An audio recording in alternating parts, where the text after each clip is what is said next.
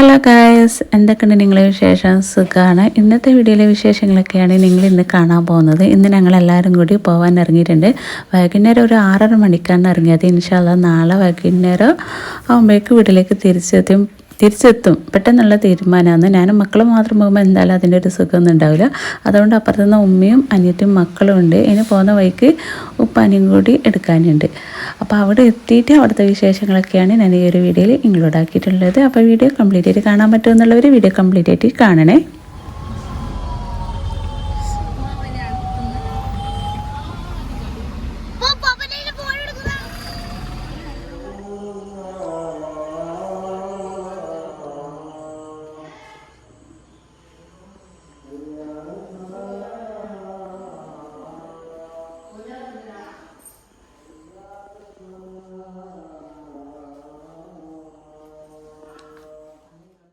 അങ്ങനെ ഇതാ ഇവിടെ എത്തുമ്പോൾ തന്നെ 7:45 ആയിട്ടുണ്ട്. കയറിയ ഉടനെ ബാങ്ക് കൊടുത്തിട്ടുണ്ടായിരുന്നു.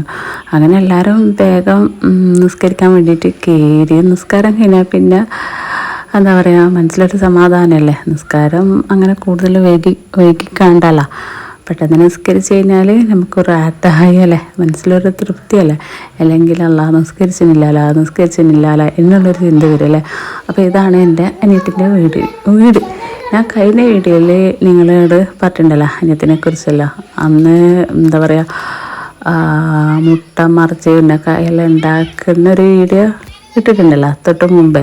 ആ വീഡിയോ കാണാത്തവരുണ്ടെങ്കിൽ നിങ്ങൾ പോയിട്ടൊന്ന് കണ്ടു നോക്ക്. അവളുടെ വീടാണ് ഇത് കേട്ടാ.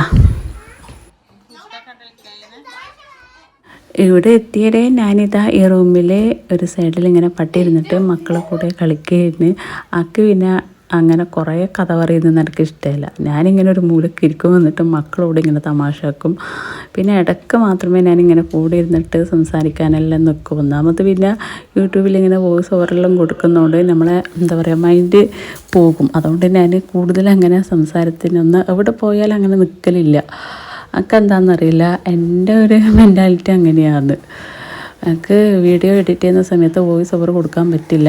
എല്ലാ ശ്രദ്ധയും എൻ്റെ തലയിലേക്ക് വലിച്ച് കയറ്റിയാൽ അത് നടക്കില്ല. അതുകൊണ്ട് മാക്സിമം എല്ലായിടത്തുനിന്നും ഞാനങ്ങനെ ഒഴിഞ്ഞു മാറില്ലാന്ന്. പിന്നെ ഇവരെല്ലാവരും കൂടി ഇടുന്ന കഥയൊക്കെ പറയുന്നുണ്ട്. ഞാൻ ആ കഥയൊന്നും കൂടുതൽ കേൾക്കാൻ നിന്നിട്ടില്ല. മക്കളെ കൂടെ ഇങ്ങനെ കുറച്ച് ഇങ്ങനെ കളിക്കാൻ നിന്നിട്ടുണ്ട്. പിന്നെ കുറേ വർഷങ്ങൾക്ക് ശേഷമാണ് ഞങ്ങളെല്ലാവരും ഒരു രാത്രി ഒരുമിച്ച് കഴിയുന്നത്.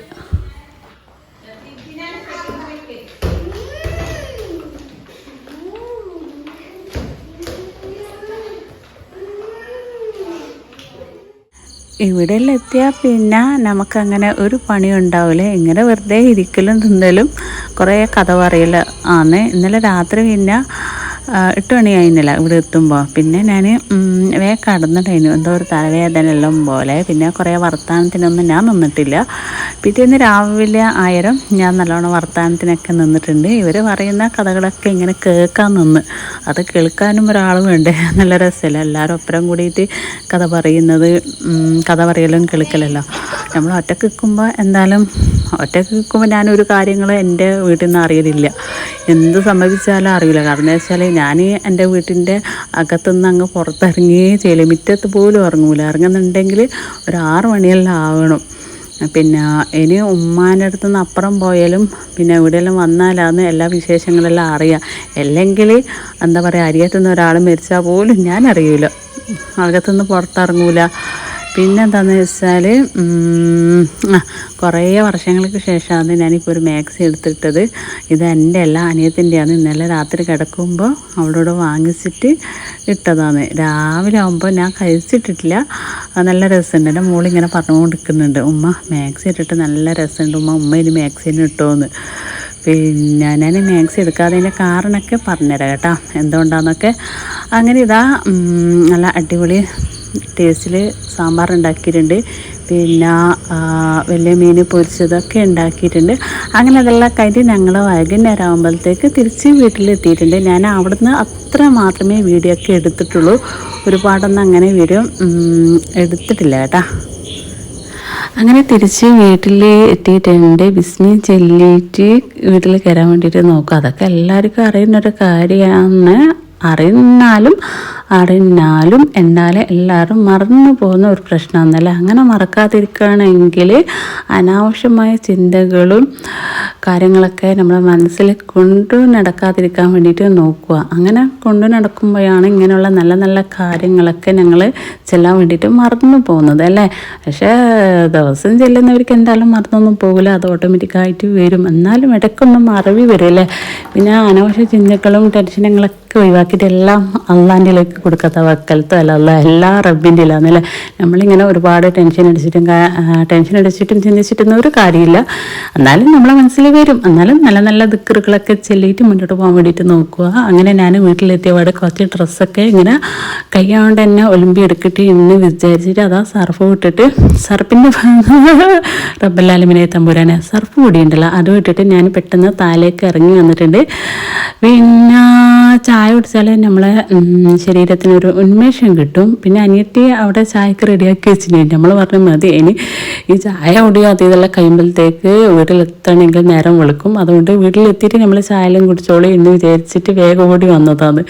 അങ്ങനെ കുറച്ച് ഉന്നക്കായ റെഡിയാക്കിയിട്ട് ഞാൻ ഫ്രിഡ്ജിൽ വെച്ചിട്ടുണ്ടായിരുന്നു. അത് ഞാൻ പിന്നെ പുറത്തെടുത്ത് വെച്ച് അതിൻ്റെ ഐസൊന്നും അങ്ങനെ പൂർണ്ണമായിട്ട് പോകാൻ വേണ്ടിയിട്ട് വെയിറ്റ് ആക്കിയിട്ടില്ല. പെട്ടെന്ന് തന്നെ അത് ഫ്രൈ ആക്കി എടുക്കുകയായിരുന്നു.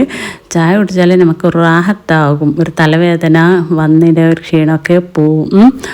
അങ്ങനെയാണ് കാര്യങ്ങൾ. ഇനി രാത്രി കഴിക്കാൻ വേണ്ടിയിട്ട് കുറച്ച് പത്തില ഉണ്ടാക്കാനുണ്ട്. അതേപോലെ തന്നെ കുറച്ച് ചെമ്മീൻ കറി. പിന്നെ അതൊന്നും ഞാൻ വീഡിയോയിൽ ഇൻക്ലൂഡ് ആക്കിയിട്ടില്ല.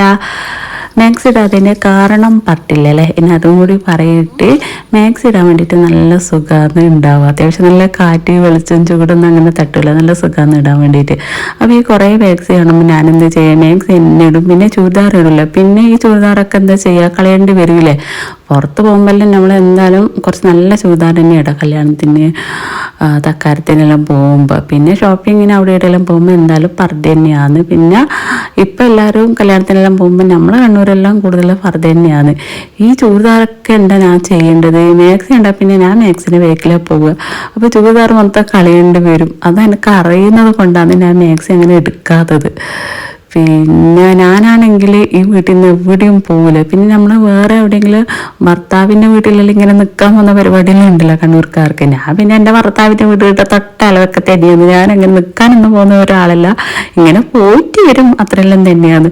അതുകൊണ്ടെല്ലാം തന്നെയാണ് ഞാനങ്ങനെ മാക്സി എടുക്കാത്തത് കേട്ടാ. ചുരിദാറെല്ലാം ഇട്ട് തീരിട്ട് അല്ല എൻ്റെ ഒരു കാര്യം അങ്ങനെയാന്ന് കണ്ടാൽ പിന്നെ ഞാൻ മാക്സിൻ്റെ വീട്ടിലാണ് പോവുക. അപ്പം അതിനെക്കാട്ടി നല്ലത് അത് വാങ്ങാതിരുന്നാൽ പോരെയാന്ന്. പിന്നെ ഈ ചുരിദാർ മൊത്തം അങ്ങ് ചിലവാകും ചെയ്യല്ലേ, വെറുതെ കളയേണ്ട ആവശ്യമില്ലല്ലോ. അത്രയും ചുരിദാർ ഉണ്ട്. എൻ്റെ കാര്യമെന്ന് ഞാൻ പറയുന്നത് കേട്ടോ. പിന്നെ വേറെ എന്താ പറയാനുള്ളത്, കൂടുതലൊന്നും പറയാനില്ല തോന്നുന്നു. ഇൻഷാ അല്ലാഹ് പുതിയ വീഡിയോ പുതിയ വിശേഷങ്ങളൊക്കെ ആയിട്ട് വീണ്ടും കാണാം. Bye bye.